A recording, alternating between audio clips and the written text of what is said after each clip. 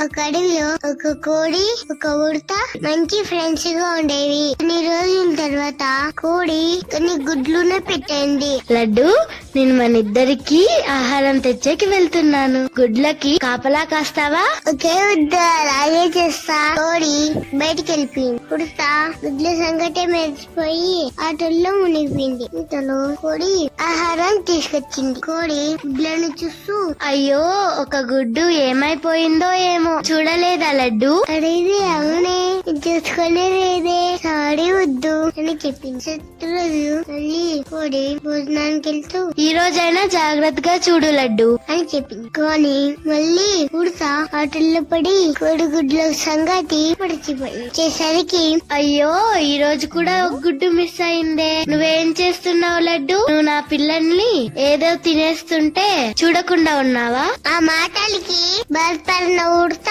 అయ్యో చాలా చాలా సారీ వద్దు, ఇంకెప్పుడు ఇట్లా జరిగినవను అని ఎంతో పడిపోయింది. మరుసటి రోజు కోడి ఆహారం కోసం బయటకెళ్ళింది. ఇంతలో గుడ్ల దగ్గర ఎవరు లేని చూసి పాము గుడ్లని తినడానికి వచ్చింది. చూసి ఉడతా, నువ్వేనా ఇన్ని రోజులు మా కోడి గుడ్లన్నీ తినేస్తుండేది, ఈ రోజు నిన్ను అస్సలు వదిలిపెట్టను అని చెప్పి టెంకాయ చెట్టు పైకి ఎక్కి ఒక టెంకాయని కొరికింది. పైనుంచి టెంకాయ పాము మీద పడి అయ్యో చచ్చానే అని ఏడుస్తూ వెళ్ళిపోయింది. కోడి తిరిగి వచ్చింది. ఏమైంది? ఈ రోజంతా బాగానే ఉందా అని కోడి అడిగింది. ఉడత జరిగినంత చెప్పి ఉడత కోడి జాగ్రత్తగా సంతోషంగా పిల్లలతో గడిపేశాయి.